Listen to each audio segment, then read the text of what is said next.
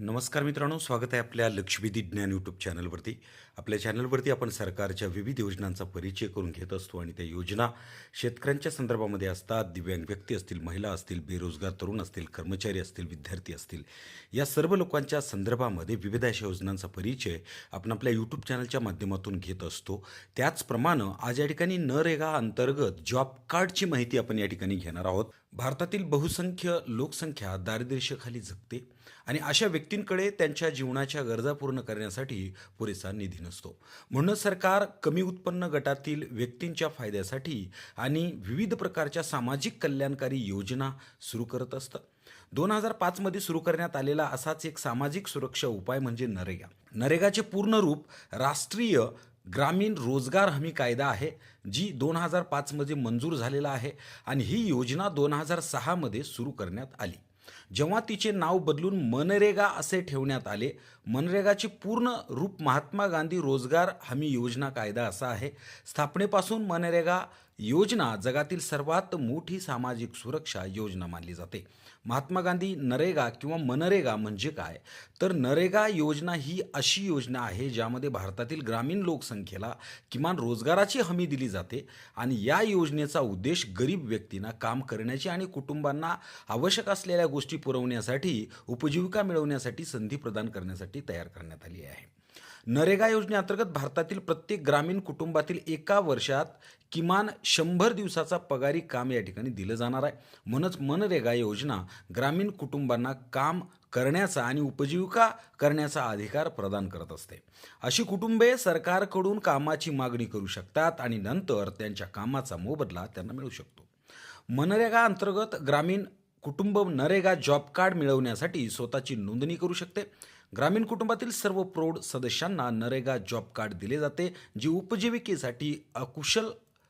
उपजीविकेसाठी कुशल कामगार देण्यास इच्छुक असते. एखाद्या व्यक्तीकडे नरेगा कार्ड झाले की ते कार्ड दाखवू शकतात आणि मनरेगा योजनेअंतर्गत सरकारकडून कामाची मागणी करू शकतात.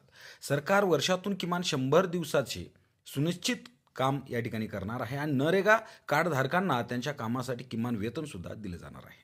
आता नरेगाची योजनेचे उद्दिष्ट काय? तर ज्या कुटुंबात प्रौढ सदस्य अकुशल शारीरिक श्रम करण्यास स्वयंसेवा करतात, अशा प्रत्येक कुटुंबाला किमान 100 दिवस काम देणे. हे उत्पादक मालमत्ता निर्माण करण्याचा आणि गरिबाच्या उपजीविकेचे संसाधन आधार बनण्याचा प्रयत्न या ठिकाणी नरेगा अंतर्गत केला जात आहे. सामाजिक समावेशाला सक्रिय प्रोत्साहन देणे, पंचायत राज संस्थात्मक बळकटीकरण करणे अशा प्रकारचा उद्देश आहे. मनरेगा ही योजना भारतातील सर्व राज्यांच्या ग्रामीण भागात चालू आहे. त्यांचे प्रशासन केंद्र या ठिकाणी पाहत असतं. नरेगा योजनेचा पात्रता निकष काही सरकारने लावल्यात, म्हणजे प्रत्येक व्यक्ती हा नरेगामध्ये येतोच असं नाही. तर नरेगाद्वारे देण्यात येणाऱ्या फायद्यांचा लाभ घेण्यासाठी भारतीय नागरिक असणं अत्यंत आवश्यक आहे. नोकरी शोधणाऱ्यांचं वय अर्जाच्या वेळी 18 वर्ष पूर्ण असलं पाहिजे. मनरेगा अर्जाचा हा स्थानिक कुटुंबाचा भाग असावा. याचा अर्थ असा की स्थानिक ग्रामपंचायतीकडे याचा अर्ज द्यावा लागेल. अर्जदाराने अकुशल कामगारांसाठी स्वयंसेवा करण्यास तयार असलं पाहिजे. आता पात्र व्यक्तींना कोणते हक्क प्रदान केले जातात ही सुद्धा गोष्ट महत्त्वाची आहे.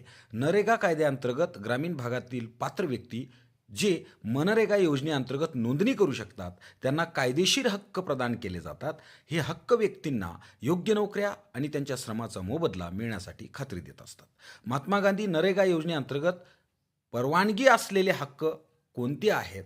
तर हक्क पहिला जॉब कार्डचा अधिकार, हक्क दुसरा 15 दिवसाच्या आत काम मागण्याचा अधिकार आणि मिळवण्याचा अधिकार, हक्क तिसरा बेरोजगारी भत्त्याचा अधिकार, हक्क चौथा प्रकल्पांचे नियोजन आणि सेल्फ तयार करण्याचा अधिकार, हक्क पाचवा 5 किलोमीटरच्या परिघात काम मिळण्याचा अधिकार, हक्क 6वा कामाच्या ठिकाणी सुविधांचा अधिकार, हक्क 7वा अधिसूचित वेतन दराचा अधिकार, हक्क 8वा 15 दिवसांच्या आत वेतन मिळण्याचा अधिकार आणि हक्क 9वा तक्रारीच्या कालबद्ध निवारण करण्याचा अधिकार आणि सर्व मनरेगा खर्चाचे समवर्ती सामाजिक लेखापरीक्षण करण्याचा अधिकार या ठिकाणी या योजनेअंतर्गत या सामान्य लोकांना देण्यात आलेला आहे.